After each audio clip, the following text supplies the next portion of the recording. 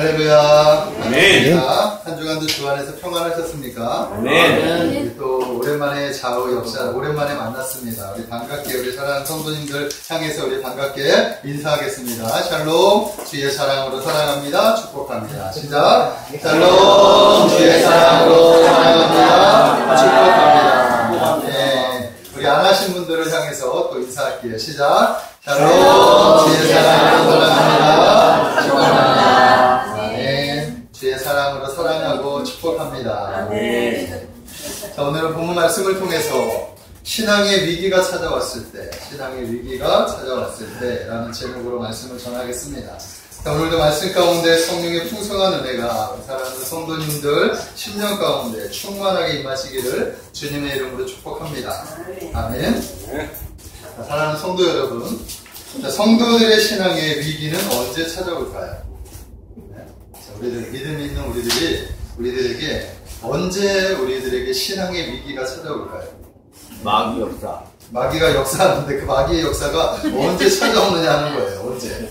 네? 아마도 주님이 주시는 은혜가 사라지면, 우리가 주님이 주신 은혜가 있는데 그 은혜를 잊어버리거나 사라지게 되면 많은 그리스도인들이 신앙의 위기를 맞게 될 것이다 라는 것입니다. 자, 현대에 살고 있는 많은 그리스도인들은 주님이 주시는 설레임이나 또한 애틋한 어떤 감동들, 이런 것들이 없는데도 불구하고 아무런 문제의식을 갖지 않아요. 예배를 드리면서 또 하나님께 나아가는데 이런 하나님이 주시는 어떤 은혜들, 이런 감동들, 이런 어떤 설렘들이 없음에도 불구하고 별로 그거에 대해서 문제의식을 느끼지 않는다라는 거예요. 왜냐하면 당장에 먹고 사는 문제가 해결됐기 때문이에요. 별로 그렇게 어렵지 않기 때문입니다. 자, 그래서 주님의 은혜를 그냥 하나의 감정으로 치부하는 경우가 생기게 되었다라는 것입니다.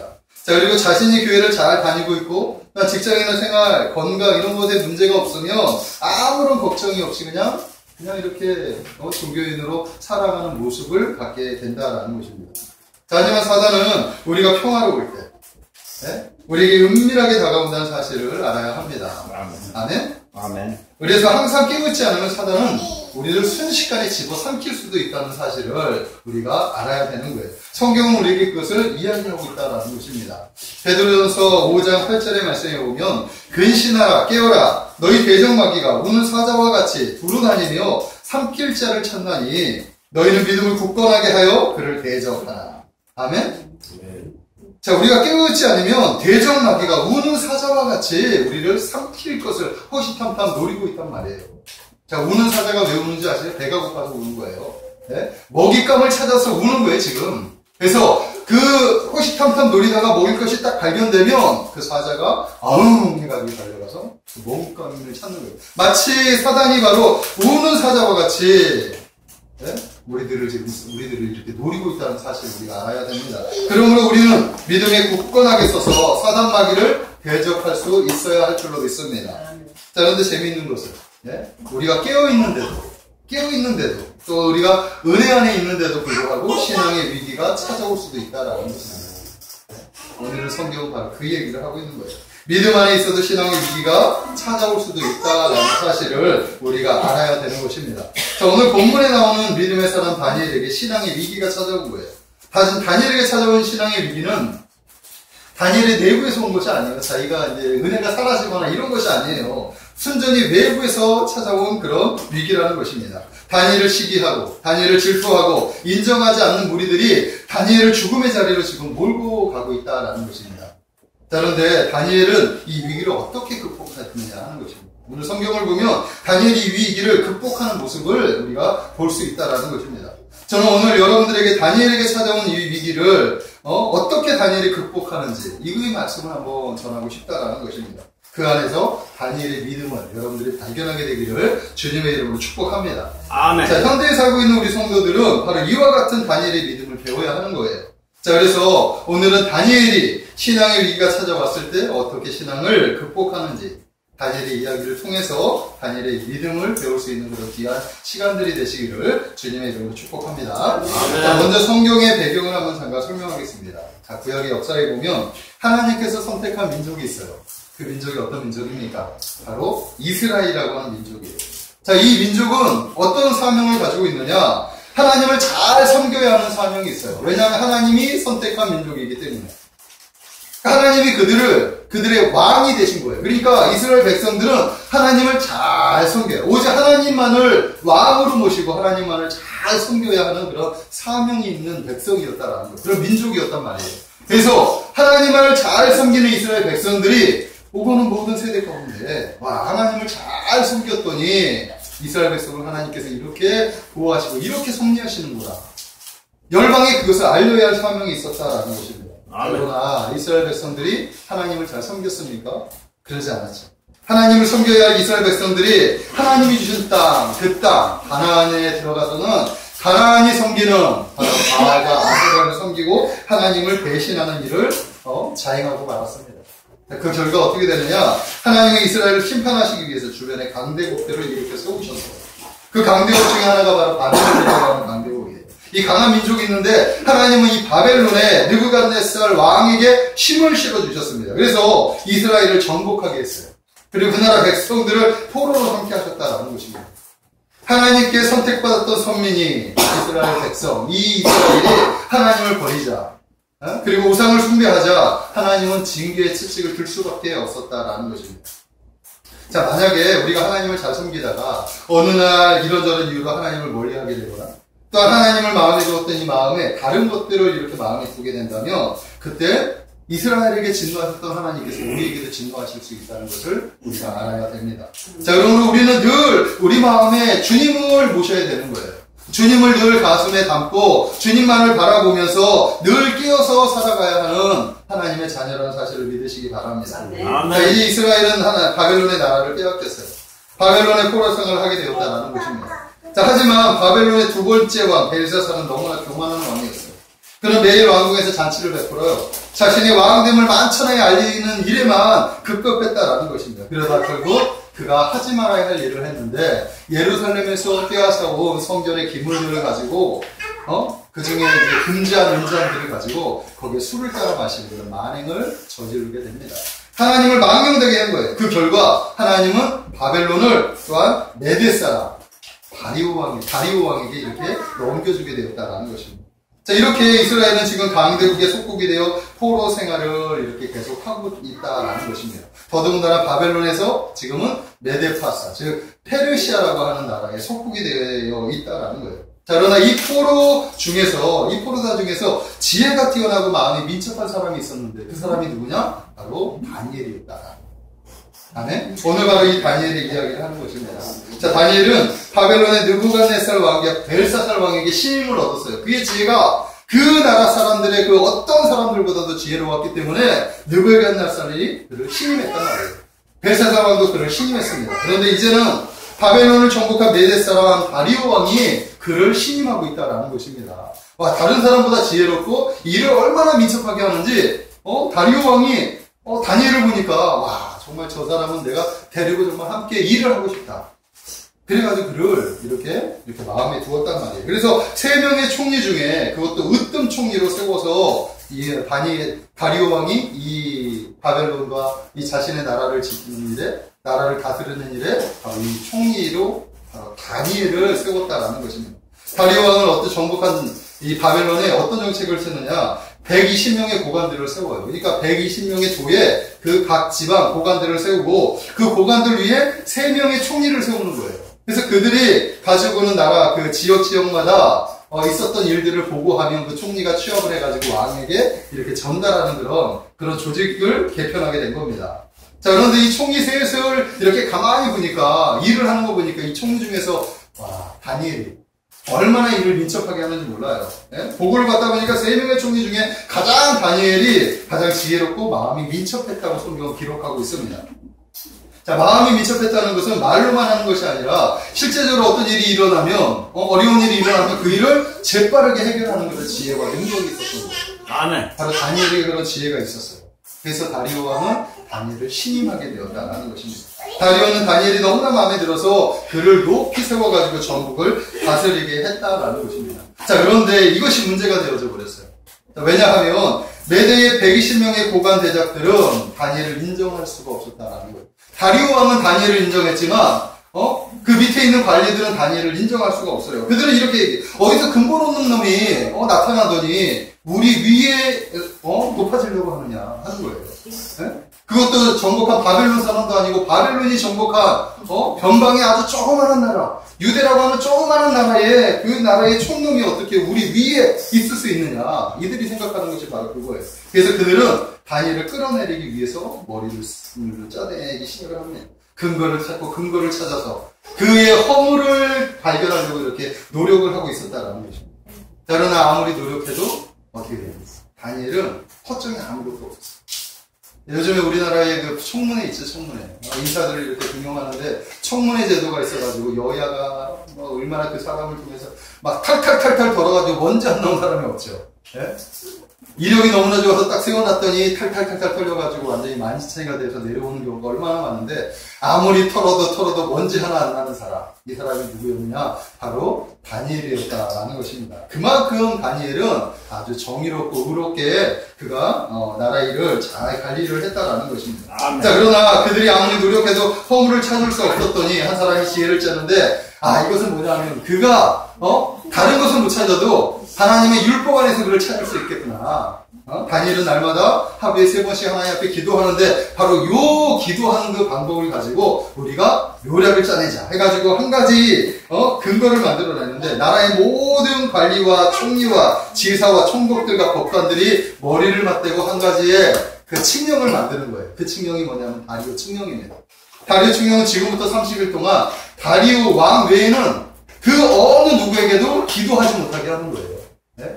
절하는 것이 아니라 다니엘이 기도를 하니까 기도하지 못하도록 그렇게 칙령을 만든 겁니다. 그래서 만약에 기도하다가 걸리면 사자굴에 던져넣어서 사자밥이 되게 하는 그런 칙령을 만든 거예요. 지금부터 30일 동안. 네? 자, 그랬더니 다리오 왕이 그 조서를 딱 보더니 그래서 당시에 다리오 왕이 이제 왕권을 수립해야 되기 때문에 정치적인 이유 때문에 그래 백성들이 지금 이 왕의 이 왕권을 세우는 데 있어서 이 칙령은 매주 유용하겠구나 이렇게 생각을 하고 그 조서에 도장을 딱 찍었습니다. 자, 그래서 이 조서가 변기하지 않고 다리오 바로 메데파사의 모든 각 지역에 쫙 퍼지게 되었단 말이에요. 자, 이제 다니엘은 일생일대의 가장 위기를 맞이하게 되었다. 지금까지는 바벨론의 포로에서 많은 위기를 잘 극복했지만 이번만큼은 쉽게 빠져나올 수 없는 그런 위기에 처해져 있습니다. 자, 만약에 다니엘이 이 위기를 극복하려면 어떻게 해야 됩니까? 네? 한마디로 말해서 30일 동안 하나님을 찾지 않으면 돼요. 네? 그러면 아무 문제가 없어요. 하지만 다니엘이 누굽니까? 하루에 3번씩 하나님 앞에 기도하는 하나님의 사람인데 다니엘은 그럴 수가 없는 거예요. 만약에 하나님을 찾지 못하고 30일 동안 있다고 한다면 그것은 다니엘에게 있어서 죽음을 선포하는 것이나 마찬가지였다라는 거예요. 그리고 더더군다나 이 문제가 뭐예요? 하나님께 나아가지 못하게 하는 이 문제는 결국 하나님을 믿는 하나님의 백성, 이 신앙을 누구에게? 바로 이 권력에게 굴복하게 되는 그런 일과 마찬가지예요. 자, 그러니까 다니엘은 이 일과 지금 싸워야 하는 것이 다니엘의 사명이 되는 것입니다. 다니엘은 이것을 포기할 수가 없었어요. 하나님께 나아가는 것을 절대로 포기할 수가 없었습니다. 아무리 자기가 사자굴에 던져진다 하더라도 다니엘은 하나님을 믿는 이 신실한 믿음, 이 신앙을 포기할 수가 없었어요. 아멘? 바로 오늘 이런 문제. 보통 현대교회 성도들은 이렇게 생각할 거예요. 한 달, 30일이면 한 달이에요. 하나님이 이해해 주시지 않겠느냐? 우리가 매일 하나님께 기도하는데 30일 동안 하나님은 사람의 외모를 보는 것이 아니라 사람의 중심을 보신다고 했는데 지금 이 형편, 이 사정을 하나님은 충분히 이해하실 거야. 나의 마음은 이미 하나님께 있다는 사실을 하나님이 아실 거야. 하면서 30일 동안 아무런 죄책감 없이 하나님이 아실 거야 하면서 이것을 그냥 이렇게 방치해 놓고 그냥 하나님을 찾지 않는 경우가 생길 수도 있다라는 것입니다. 네? 자, 만약 여러분들이 다니엘과 같은 상황이 처해진다면 어떻게 할 것입니까? 네? 설마 내게 다니엘과 같은 상황이 오겠어? 혹시 이렇게 생각하는 분들이 계십니까? 네? 그래서 잘못된 생각이에요. 우리는 매 순간 크고 작은 믿음을 결정하며 살아가야 하는 하나님의 자녀들이에요. 당장 돌아오는 주일에 주일 성수를 방해하는 어떤 일이 발생할지 몰라요. 네? 갑자기 주일 예배를 드려야 되는데 예배를 방해하는 어떤 일이 발생하게 된다면 여러분들은 그 발생하는 가운데 다니엘처럼 그 발생을 한 것을 포기하고 그 이익을 포기하고 하나님을 선택할 수 있겠느냐 하는 거예요. 네? 쉽지 않아요. 대부분의 사람들은 우리가 매일매일 예배를 드리는데, 일주일에 한 번씩 예배를 드리는데, 한 번쯤이야 하면서 이것을 포기할 수도 있단 말이에요. 그죠? 이런 일들이 우리가 발생한단 말이에요. 지금 다니엘이 처해 있는 이 상황은 지금 우리의 신앙에서 주의를 성수하느냐, 예배를 우리가 온전하게 드리느냐 하는 문제와 결코 무관하지 않다는 사실을 우리가 알아야 되는 것입니다. 아멘? 그래서 믿음을 지킨다는 것이 이렇게 만만하지가 않아요. 신앙을 지킨다는 것이 만만하지 않다는 것을 알아야 돼요. 이럴 때 우리는 다니엘의 이 신앙, 이 다니엘의 믿음을 배워야 될 줄로 믿습니다. 아멘. 자, 그렇다면 다니엘은 이런 상황을 어떻게 극복했느냐 하는 거예요. 저는 오늘 그런 주제로 다니엘이 어떻게 이것을 극복하고 어떤 결과를 맞이했는지 오늘 말씀 안에서 한 3가지 정도만 여러분과 은혜를 나누기를 원합니다. 첫 번째는 뭐냐면 신앙의 위기가 찾아왔을 때 먼저 현실을 파악하고 믿음의 정면 승부를 우리가 해야 합니다. 아멘? 자, 10절의 말씀이에요. 우리 다 같이 10절 말씀을 한 목소리로 한번 읽겠습니다. 시작. 자, 다시 10절 말씀을 찾아보세요. 10절. 다 찾았죠? 우리 한 목소리로 시작. 다니엘이 조서의 왕의 도장을 지킨 것을 알고도 자기들이 돌아서는 왕의 올라가 전사람과 창문을 보고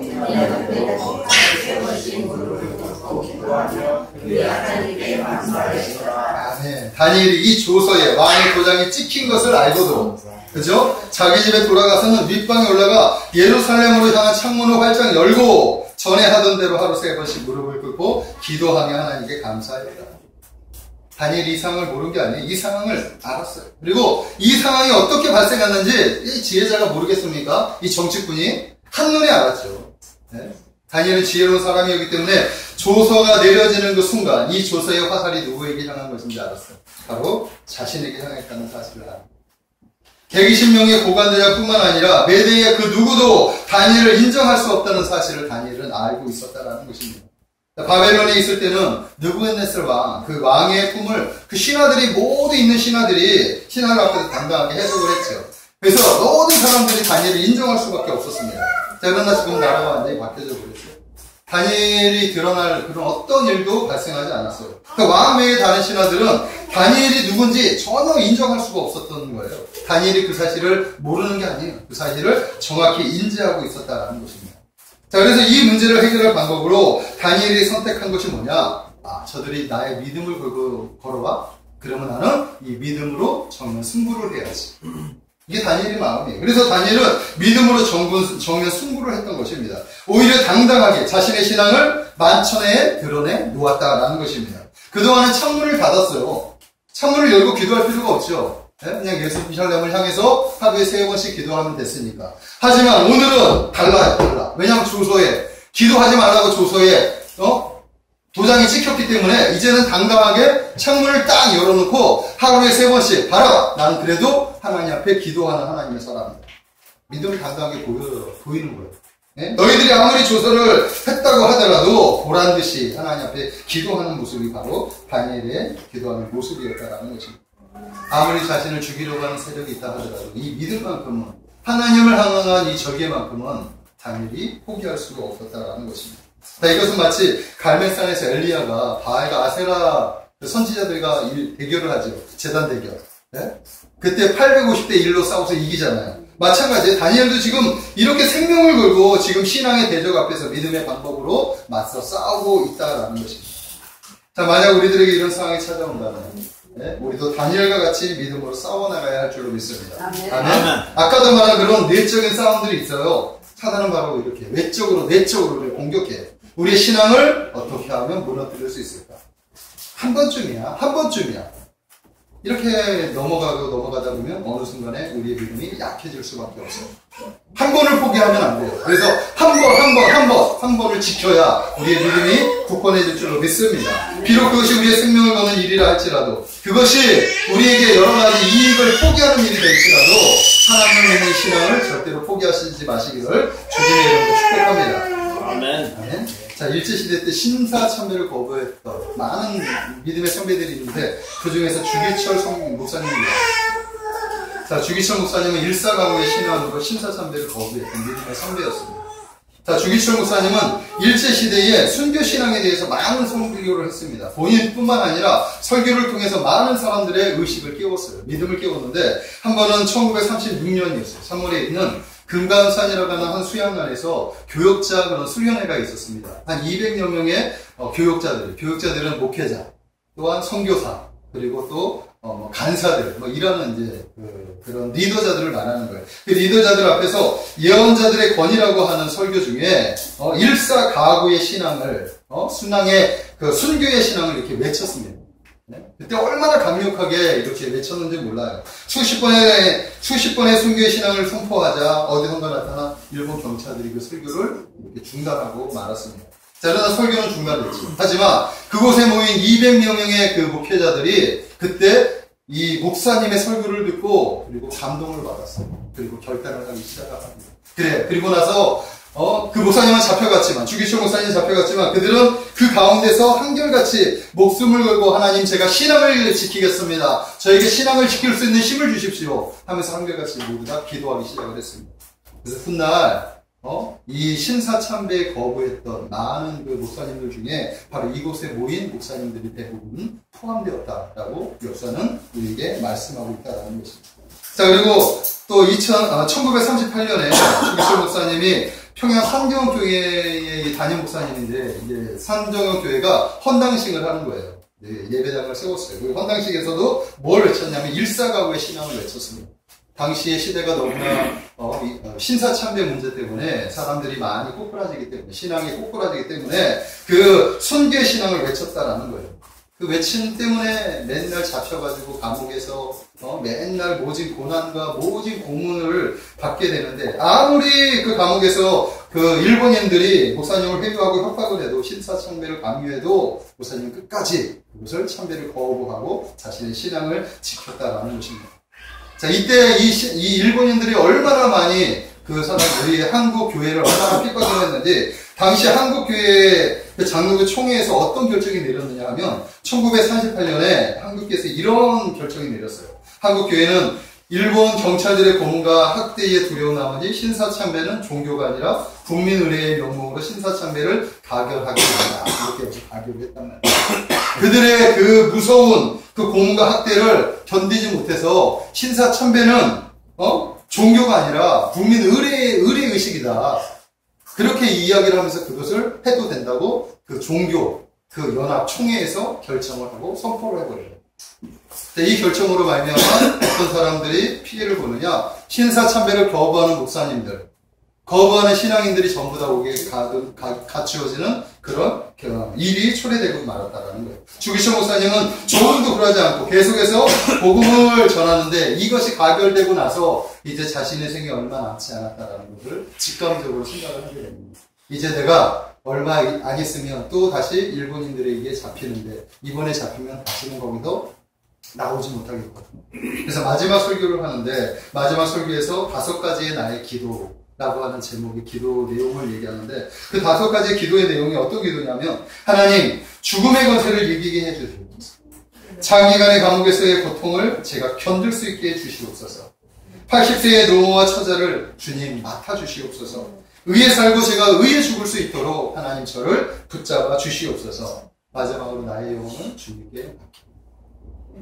일사가구의 심정으로 마지막에 5개의 기도의 제목을 사람들에게 나누고, 그는 이제 옥에 갇혀서 마지막 순교하게 된다라는 것입니다. 자, 이것이 한국교회의 믿음의, 위대한 믿음의 성대의 모습이었다라는 것입니다. 자, 우리도 이 믿음을 가져야 하지 않겠습니까? 네? 자, 그러나 현대교회는 이런 믿음을 가질 수가 없어요. 자, 이런 핍박이 없기 때문에 이런 믿음의 사람들이 드러나지 않을 수도 있지만, 네? 현대교회가 이런 믿음을 가질 수가 없어요. 자, 우리는 다시 이런 믿음을 회복해야 할 때인 줄로 믿습니다. 사랑하는 성도 여러분, 하나님은 여러분들의 믿음을 요구하신다는 사실을 믿으십시오. 하나님은 우리의 믿음을 기뻐하십니다. 아까 우리 양경희 집사님이 겨자씨만한 믿음, 그 믿음에 대해서 기도했죠. 하나님, 우리가 이 겨자씨만한 믿음을 갖는 것, 이 믿음을 기뻐하신다는 사실을 믿으십시오. 네? 자, 우리가 주기철 목사님의 믿음을 하나님이 또한 기다린다는 사실을 알아야 하는 것입니다. 사랑하는 성도 여러분, 오늘 믿음의 선배들에게 가지고 있었던 이 믿음을 우리가 배우시게 되기를 주님의 이름으로 축복합니다. 오늘 다니엘이 죽으면 죽으리로다 이런 결사하는 마음을 가지고 창문을 열고 기도했던 것처럼 우리가 이런 상황이 찾아왔을 때 우리가 이 믿음을 지키게 되기를 주님의 이름으로 축복합니다. 자, 두 번째는 뭐냐면 하나님은 이 모든 상황을 완전히 바꿔주신다는 거예요. 우리가 믿음을 지키면 하나님의 상황을 바꿔주신다는 것을 성경을 통해서 우리가 배울 수 있습니다. 이것이 은혜라는 사실이에요. 다니엘이 정면 승부한 결과 어떻게 되느냐. 기다렸다는 듯이 고관들은 왕에게 다니엘을 고소하게 됩니다. 13절에 말씀해 보니까 그들이 왕 앞에서 말하여 이르되 왕이여 사로잡혀온 유대 자손 중에 다니엘이 왕과 왕의 도장이 찍힌 그 금령을 존중하지 아니하고 하루 3번씩 기도하나이다. 자, 왕은 다니엘을 사랑했기 때문에 이 일로 크게 범민을 하게 됩니다. 하지만 결국 다니엘을 그들에게 내어줄 수밖에 없었죠. 왜냐하면 도장을 찍었기 때문에. 이거는 변하지 않는 법령이기 때문에 지킬 수밖에 없었어요. 그래서 그 다니엘은 어떻게 됩니까? 그들의 손에 이끌려 사자굴에 던져지게 된다는 것입니다. 자, 그런데 다니엘이 어떻게 됐을까요? 사자의 밥이 됐겠습니까? 아니죠. 하나님께서 천사들을 보내서 사자들의 입을 막아주셨습니다. 그리고 다니엘을 사자들의 입에서 안전하게 보호해 주셨다라는 것입니다. 다니엘은 하나님께서 자신을 지켜주신다는 사실을 알았습니다. 그것을 믿었어요. 왜냐하면 자신의 삶 가운데 하나님이 함께 하신다는 사실을 믿었기 때문이에요. 다니엘의 삶 속에 하나님이 우리를 지키시고 우리를 보호하시고 우리를 건지신다는 사실을 너무나 잘 알았습니다. 한 번은 이런 일이 있었어요. 바벨론의 느부갓네살 왕이 금신상을 만들었죠. 그리고 나서 그곳에 절하지 않는 사람에게는 풀무불에 던져진 똑같은 그런 상황이 처해진 거예요. 그때 다니엘의 세 친구가 절을 하지 않아. 그래서 풀무불에 던져졌습니다. 자, 그러나 주님께서 그 다니엘의 세 친구를 풀무불 가운데서 건져주신 사건이 있습니다. 아멘? 다니엘이 바로 그때 주님께서 세 친구를 건져주신 사건을 알았어요. 그들의 믿음의 믿음의 순교하는 그 마음을 하나님은 그것을 받으셨단 말이에요. 그래서 그 세 친구를 건져주신 거예요. 마찬가지예요. 나도 지금 사자굴에 던진다고 하더라도 하나님께서 사자들의 입을 막아주시고 비록 그리하지 아니할지라도 내가 이들에게 굴복하지 아니할까. 그런데 마치 이 다니엘의 믿음대로 하나님께서 다니엘을 사자굴에서 지켜주셨다는 것입니다. 이것이 다니엘의 믿음이에요. 우리가 이 믿음을 배워야 할 줄로 믿습니다. 자, 때로는 우리에게 신앙의 위기가 찾아올 수가 있어요. 사단은 우리의 내면을 공격할 때도 있고 또 외부의 힘을 이용해서 우리를 넘어뜨릴 때도 있다는 것입니다. 자, 그럴 때 우리는 신앙의 절개를 지켜야 하는 거예요. 다른 것은 몰라도 우리의 신앙은 당당해야 될 줄로 믿습니다. 자, 그리할 때 이 당당함이 힘이 되는 것입니다. 아직도 우리 주위에는 남편의 눈치를 보고 또한 자녀의 눈치를 보고 상사의 눈치를 보고 동료의 눈치를 보는 분들이 많이 있어요. 자, 그러나 믿음에 있어서는 여러분들 눈치 보지 마시기를 바랍니다. 왜 그들의 눈치를 봅니까? 우리는 신앙 안에서 당당해야 될 줄로 믿습니다. 아멘. 우리의 신앙은 살아계신 하나님을 믿는 거예요. 그 하나님께서 우리를 구원하셨다는 사실을 믿는 거예요. 아멘. 세상을 이길 힘이 바로 이 믿음에 있다는 사실을 믿으시기 바랍니다. 아멘. 당당할 때 오히려 사단은 벌벌벌 떨게 되는 거예요. 우리가 사람들의 눈치를 보면 사단은 이거구나 하면서 오히려 더 강력하게 공격하지만 우리가 당당하게 사단을 맞아서 우리의 믿음을 가지고 나아가면 사단이 우리를 벌벌벌 떤다는 사실을 믿으시기 바랍니다. 아멘. 다니엘은 생명을 걸고 하나님께 기도했어요. 예? 그러나 우리는 너무 쉽게 주일 예배를 포기할 때가 많아요.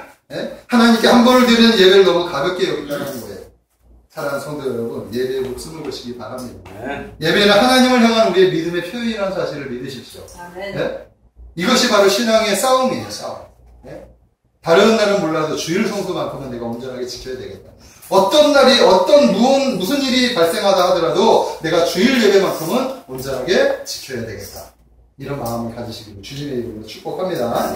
자, 하나님의 은혜가 다니엘에게 부어지자 상황이 완전히 바뀌어져서 전화위복의 역사가 나타난다는 것을 알게 됩니다. 하나님께서 다니엘을 살려주셨죠. 그리고 나서 다니엘을 삼수했던 그 무리들은 오히려 사자밥이 되었다라는 것을 알게 됩니다. 우리 한번 말씀 24절의 말씀 한번 보십시오. 제가 읽겠습니다. 왕이 말하여 다니엘을 참소한 사람들을 끌어오게 하고 그들의 처자들과 함께 사자굴에 던져 넣게 하였더니 그들이 굴 바닥에 닿기도 전에 사자들이 곧 그들을 움켜서 그 뼈까지도 부러뜨렸다. 놀라운 일이 발생했죠. 완전히 바뀌어졌어요. 완전히. 다니엘이 죽을 것 같았는데 오히려 다니엘은 살고, 누가 죽어요? 다니엘을 참소했던 그 무리들, 그 고관 대작들, 네?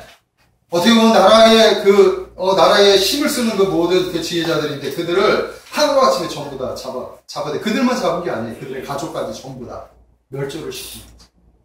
하나님은 이렇게 역사한다는 사실을 믿으시기 바랍니다. 우리가 믿음을 지키며 우리를 대적하는 원수 마귀들을 하나님께서 물리쳐주시고 완전히 상황을 역전시키는 하나님. 아멘?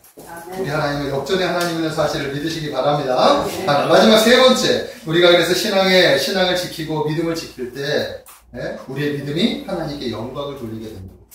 아멘. 자, 오늘 마지막 결론의 말씀을 보고 한번 말씀을 정리하겠습니다. 우리 다 같이 말씀 한번 보겠습니다. 다니엘서 6장 25절에서 27절의 말씀이에요. 우리 다 같이 한 목소리로 한번 읽어보겠습니다. 25절부터 27절, 세 절인데, 길지만 한번 읽겠습니다. 합독해서 한번 읽겠습니다. 시작. 이에 다리오 왕이 온 땅에 있는 모든 백성과 나라들과 언어가 다른 모든 사람들에게 조서를 내려 이르되, 원하건대 너희에게 큰 평강이 있을지어다. 내가 이제 조서를 내리노라. 내 나라 관할 아래에 있는 사람들은 다 다니엘의 하나님 앞에서 벌벌 두려워할지니 그는 살아계시는 하나님이시오. 영원히 변하지 않으실 이시오. 그의 나라는 멸망하지 아니할 것이요. 그의 권세는 무궁할 것이며 그는 구원도 하시며 건져내기도 하시며 하늘에서든지 땅에서든지 이적과 기사를 행하시는 이로써 다니엘을 구원하여 사자의 입에서 벗어나게 하셨습니다 하였더라. 아멘. 놀라운 일이 벌어졌습니다. 다리오 왕이 다니엘을 통해서 누구를 알게 됐느냐? 하나님을 알게 됐어요. 그리고 나서 그 나라에 있는 모든 백성들에게 다니엘이 믿는 하나님이 어떤 하나님인지 그 하나님을 두려워하라라고 선포했다라는 것입니다. 자, 결국 다니엘을 통해서 위대하신 하나님이 드러나신 거죠. 네? 다니엘의 믿음을 통해서 하나님이 드러나시고 하나님께서 영광 받으시는 거예요. 이것이 성도의 믿음을 통해서 하나님께서 영광 받으신다라는 것입니다. 아멘. 다니엘의 조서를 통해서 이 다리오의 왕이 이 조서, 지금 말하는 이 말씀 안에서 하나님에 대해서 6가지를 얘기하는데 놀랍습니다. 뭐라고 얘기하느냐? 첫째는 그분은 살아계시는 하나님이요. 아멘? 그분은 살아계시는 하나님이요. 두 번째, 영원히 변하지 아니하시는 하나님이시요. 하나님의 나라는 멸망하지 않고 영원할 것이며 그분의 권세는 무궁할 것이며 하나님은 구원도 하시고 건져내시기도 하시며 하늘에서나 땅에서나 이적과 기사를 보여주시는 분이십니다. 아멘. 다리오 왕 다니엘을 통해서 하나님을 알게 됐는데 바로 이런 하나님을 알게 됐다는 놀라운 일이죠. 그 하나님이 다니엘을 건져주셨다고 성경은 기록하고 있다는 것입니다. 자, 사랑하는 성도 여러분, 다니엘의 하나님은 우리의 하나님이십니다. 믿으십니까? 자, 우리가 다니엘과 같은 믿음으로 살아갈 때 하나님은 우리의 삶 속에서도 간섭하셔서 우리를 도우시고 우리를 구원해 주실 줄로 믿습니다. 또한 우리가 다니엘처럼 믿음의 절개를 지킬 때 하나님은 우리들을 통해서 하나님을 모르는 인생들에게 살아계시는 하나님을 알게 하실 것이다. 이것이 바로 성도들의 삶의 목적이 되는 거예요. 자, 사랑하는 성도 여러분, 다니엘의 신앙을 가지시기를 주님의 이름으로 축복합니다. 아멘. 다니엘의 이 믿음을 가지시기를 주님의 이름으로 축복합니다. 그렇게 할 때 다니엘을 통해서 우리가 하나님께 영광을 돌릴 수 있게 될 거예요. 네? 우리가 여러 가지 그 신앙의 위기를 만날 때, 네? 크고 작은 여러 가지 신앙의 위기를 만날 때 우리가 바른 것을 선택해야 될 줄로 믿습니다. 아멘. 다니엘이 선택한 이 믿음을 여러분들도 선택하십시오. 우리는 크고 작은 많은 결정들이 우리 주위에는 날마다 만나게 돼요. 네? 내가 믿음을 지켜야 하느냐? 아니면 세상의 이익을 지켜야 하느냐? 네? 두 가지죠. 네? 지금 우리의 문제는 바로 그거예요. 내가 주일 한번 빠지면 세상에 어떤 이익이 나에게 오는 거예요. 내가 이익을 선택하느냐? 하나님을 믿는 신앙을 선택하느냐?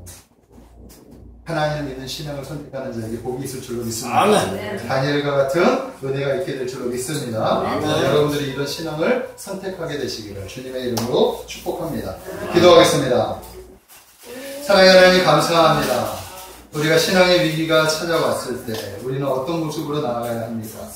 오늘 다니엘은 자기 생명이 아버지 하나님 그것을 결정했을 때 생명이 포기되는 한이 있다 하더라도 하나님을 믿는 신앙을 포기하지 않았습니다. 아버지 우리에게